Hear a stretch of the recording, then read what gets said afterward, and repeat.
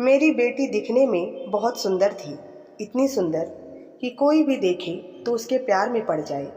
इस वजह से उसके रिश्ते भी बहुत आते थे, लेकिन वो हर रिश्ते के लिए मना कर देती थी, क्योंकि उसे एक अपंग व्यक्ति से शादी करनी थी।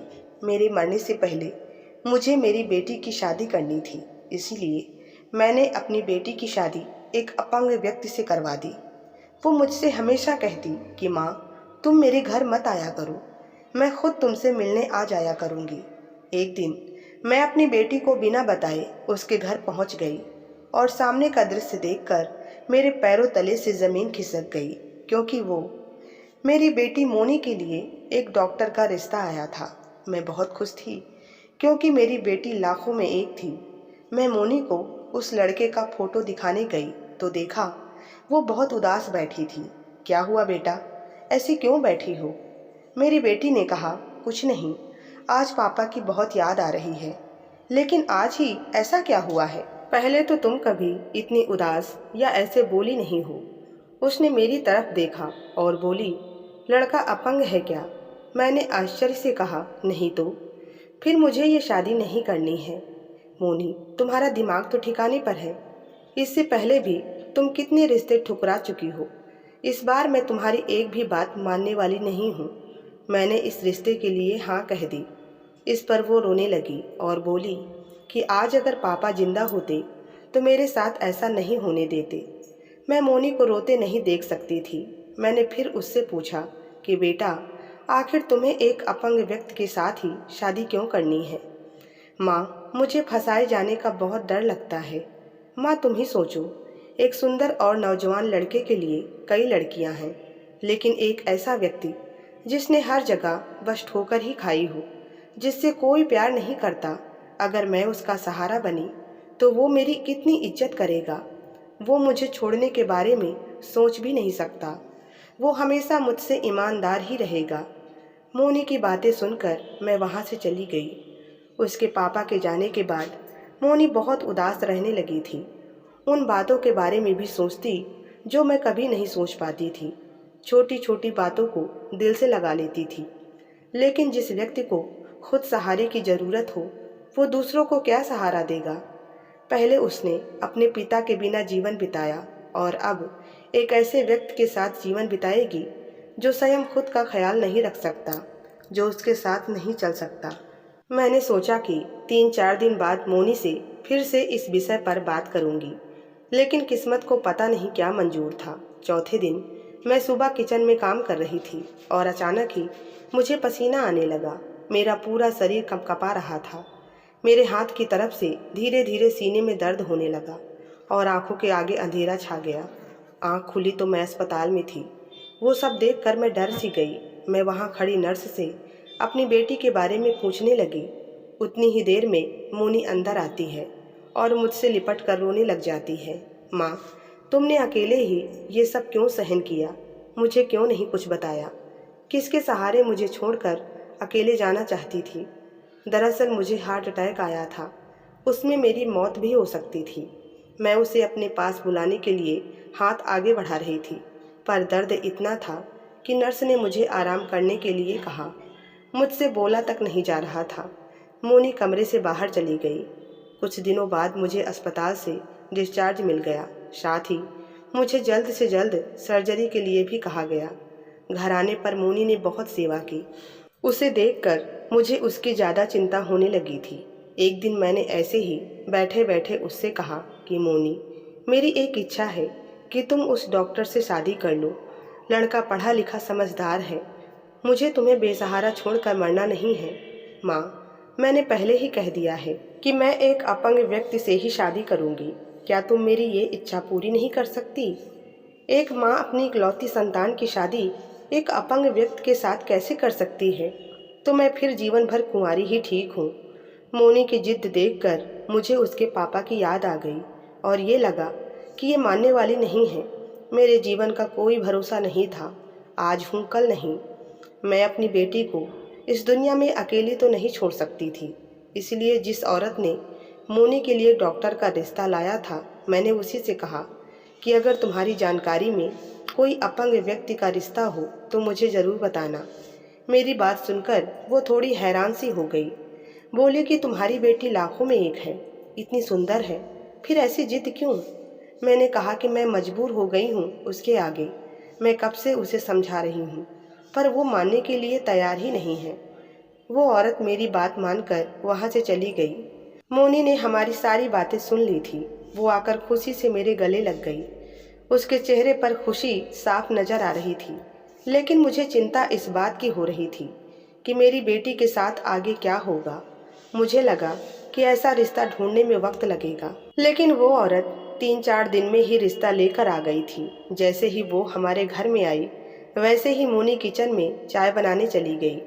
वो औरत कहने लगी कि बहन जी, मैंने आपको कितने अच्छे अच्छे रिश्ते दिखाए और आप। खैर, एक रिश्ता है, लड़का अपंग है, इससे ज़्यादा मैं क्या बताऊं। मोनी कहने लगी कि आंटी, लड़का अपंग है ना, बस मुझे और कुछ नहीं चाहिए। पता नहीं क्यों मोनी इतनी खुश थी इस रिश्ते से। मैंने फिर पूछा, लड़का क्या करता है, क्या कर सकता है? उस औरत ने कहा, कभी कभी अपने पिता की परफ्यूम की दुकान में जाकर बैठ जाता है। इसके अलावा गली में एक पुराना सा घर है। घर का गुजारा भी बड़ी मुश्किल से होता है। इतना सब कुछ सुनकर मुझे मोनी की चिंता होने लगी। मैंने उस औरत से दूसरा रिश्ता देखने के लिए कहा, लेकिन मोनी कहने लगी कि नहीं माँ, अब जो रिश्ता आया है मुझे उसी से शादी करनी है और ये अब फाइनल है। मैं तब तो कुछ नहीं बोली, पर मन में सोच रखा था कि जब वो लोग घर आएंगे मैं किसी न किसी तरह से इस रिश्ते के लिए मना कर दूंगी। दूसरे दिन वो लोग देखने आए। उन्हें देखकर तो मैं और डर गई, क्योंकि वे बहुत ही ज़्यादा गरीब लग रहे थे और साथ ही पढ़े लिखे भी नहीं लग रहे थे। मैंने मोनी से कहा कि एक बार फिर से सोच लो, पर वो कुछ भी सुनने को तैयार नहीं थी। अब मुझे समझ आ रहा था कि माँ बाप कैसे अपने बच्चों की जिद के आगे मजबूर हो जाते हैं। कुछ दिनों से मेरी तबीयत भी खराब रहने लगी थी, इसलिए मैंने इच्छा ना होते हुए भी इस रिश्ते के लिए हाँ कह दी। लेकिन मेरा मन दुखी था, क्योंकि एक तो मेरी इकलौती संतान और उस पर मैं इस शादी के लिए राजी नहीं थी। जैसे तैसे शादी की तैयारी की और मोनी की शादी होकर वो अपने घर चली गई। वो चली तो गई, पर मेरा मन नहीं लग रहा था। मैं बस अपनी बेटी की खुशियों की प्रार्थना कर रही थी। मेरा मन नहीं लग रहा था, इसलिए दूसरे दिन मैं नाश्ता करके उसके ससुराल चली गई। वहाँ पहुँचने पर तो मेरा सिर चकराने लगा। उन लोगों की परिस्थिति बहुत ही बुरी थी। 2 कमरों का घर था और उसमें भी कोई साफ सफाई नहीं थी। उसकी सास कहने लगी कि बहन जी, हमारी परिस्थिति इतनी भी अच्छी नहीं कि हम रोज़ रोज़ मेहमानों का आवभगत कर सकें, और अगर आप ऐसे रोज़ आओगी तो कैसे काम चलेगा। मैंने मोनी की तरफ देखा तो वो चुपचाप खड़ी थी। मैंने कहा कि मैं किसी काम से नहीं आई हूँ। दरअसल पहली बार मोनी मुझसे दूर हुई थी, इसीलिए बस घड़ी भर देखने आ गई उसे। मैं जैसे ही जाने के लिए निकली, उतने में मोनी मुझसे गले लग गई। माँ, मुझे माफ़ कर दो, मैं एक अच्छी बेटी नहीं बन पाई। मैंने तुम्हें बहुत दुख दिए हैं। नहीं बेटा, ऐसी कोई बात नहीं है। माँ, एक बात कहूँ? हाँ बोलो बेटा। माँ, तुम यहाँ मत आया करो, ये लोग तुम्हें कुछ भी बोल देते हैं। मैं खुद तुमसे मिलने आ जाया करूँगी। मैं तब तो मुस्कुराते हुए चेहरे से घर आ गई, लेकिन घर आकर मैं अपने आप को रोक नहीं पाई और फूट फूट कर रोने लगी। मोनी के ना होने से मैं एकदम अकेली पड़ गई थी। बस कभी कभार अगल बगल वाली आ जाती, तब थोड़ा बहुत बोल देती थी, वरना दिन भर घर में अकेली ही बैठी रहती थी। 7 दिन हो गए थे शादी को, लेकिन मोनी अभी तक मुझसे मिलने नहीं आई थी। मैं ये सब सोच ही रही थी कि उतने में किसी ने दरवाज़ा खटखटाया। दरवाज़ा खोला तो सामने मोनी खड़ी थी। उसे देखकर तो मैं फूली नहीं समा रही थी। मैंने उसे झट से अपने गले लगा लिया। बेटा, बहुत याद आ रही थी तुम्हारी, पर तुम्हारी सास की बातें याद करके मैं वहाँ फिर से नहीं आई। माँ, तुमने सही किया, वो बहुत ही विचित्र औरत है। उन्हें घर में मेहमानों का आना बिल्कुल भी पसंद नहीं है। मेहमानों को तो छोड़ो, वो मेरे साथ भी अच्छा व्यवहार नहीं कर रही थी, पर धीरे धीरे उनमें बदलाव आता गया। मेरे पति, वो तो मुझसे बहुत प्यार करते हैं। कहते हैं कि ढूंढने पर भी मुझे तुम्हारी जैसी पत्नी नहीं मिली होती। मोनी खुश नज़र आ रही थी, पर मैं उसे बहुत गौर करके देख रही थी कि वो सच बोल रही है या झूठ। फिर उसने मुझसे शाही पनीर कैसे बनाते हैं ये पूछा। किचन में मैंने उसे बना के भी दिखाया। साथ ही मैं मोनी को देखे जा रही थी, लेकिन उसके चेहरे से तो साफ लग रहा था कि वो वाकई में बहुत खुश है। मेरी जान में जान आई और मैंने भगवान से प्रार्थना की कि हमेशा मेरी बेटी का ध्यान रखना। शाम को हम दोनों ने साथ में खाना भी खाया और वो थोड़ी पनीर की सब्जी अपने पति यानी विनय के लिए भी ले गई। मोनी के जाने के बाद मेरा सारा काम ख़त्म करके मैं अपने कमरे में सोने के लिए गई, लेकिन रात में एक विचित्र घटना घटित हुई। मेरे पति मेरे सपने में आए और रोते हुए कह रहे थे कि अपनी बेटी को बचा लो। मैं अचक कर उठ गई। वो ऐसे क्यों बोल रहे थे? अभी थोड़ी देर पहले तो मोनी हंसी खुशी अपने घर गई थी। शायद ये मेरा वहम होगा। ऐसा सोचकर मैं फिर से सो गई। मैंने मोनी से कह दिया था कि हफ्ते में एक बार तो मुझसे मिलने आ जाया करो, पर ताज्जुब वाली बात ये थी कि मुझे सपने में मेरे पति बार बार दिखने लगे थे और बार बार वे एक ही बात कहते। एक दिन तो मैंने मोनी से कड़क आवाज़ में सच्चाई जानने की कोशिश की, लेकिन तब भी उसने यही कहा कि वो बहुत खुश है। लेकिन उनका यूं बार बार सपने में आना मुझसे अब रहा नहीं गया और मैंने उसके घर बिना बताए जाने का निर्णय लिया।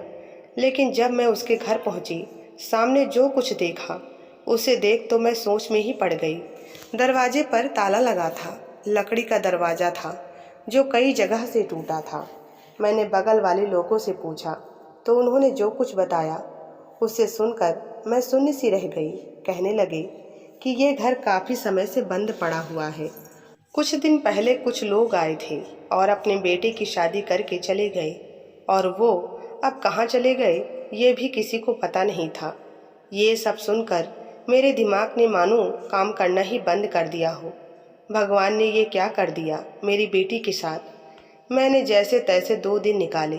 2 दिन बाद मोनी आई, पर मैंने उसे पता नहीं लगने दिया कि मैं उसके ससुराल गई थी। हमने काफ़ी देर तक बातें की और जब शाम को वो अपने घर जाने लगी तो उसके थोड़ी देर बाद मैं भी उसके पीछे पीछे निकली। काफ़ी दूर जाने के बाद मोनी का रिक्शा जहाँ रुका, मैं तो वो सब देखकर हैरान थी। मोनी का वो घर घर न होकर आलीशान बंगला था। वो जैसे ही अंदर गई, कोई तो बोला, आ गई महारानी। माँ बस करो, वो मुझसे पूछ कर गई थी। ये क्या? विनय सामने खड़ा था, और तो और वो अपंग था भी नहीं। विनय जैसे ही आगे बढ़ा उसने मुझे देख लिया था। दोनों पति पत्नी मुझे देखकर घबरा से गए। मोनी मेरे पास आई और बोली कि माँ, मुझे माफ़ कर दो, मैंने तुम्हारे साथ विश्वासघात किया है। मैंने तुमसे झूठ कहा क्योंकि मैं विनय से बहुत प्यार करती हूँ और तुम हमारी शादी के लिए कभी राजी नहीं होती, क्योंकि विनय पापा के उसी दोस्त का बेटा है जो जेल में है। मैंने कभी सपने में भी नहीं सोचा था कि मोनी उस लड़के से शादी करेगी जिसके पिता ने उसके पिता को मार डाला था। दरअसल ये दोनों बहुत अच्छे दोस्त थे। दोनों का बिजनेस भी एक साथ ही था। एक दिन पैसे के लेन देन को लेकर दोनों में बहस छिड़ गई और लड़ाई इस हद तक बढ़ गई कि विनय के पिता ने गुस्से में आकर मेरे पति को धक्का दे दिया, और ये सब मेरी आंखों के सामने होने के कारण मैंने उसके पिता के खिलाफ गवाही भी दी थी, और इसी वजह से उसके पिता आज तक जेल में हैं। विनय कहने लगा कि मुझे पता था कि आप कभी भी इस शादी के लिए मंजूरी नहीं देंगी, बस इसीलिए मैंने ये सब प्लान बनाया।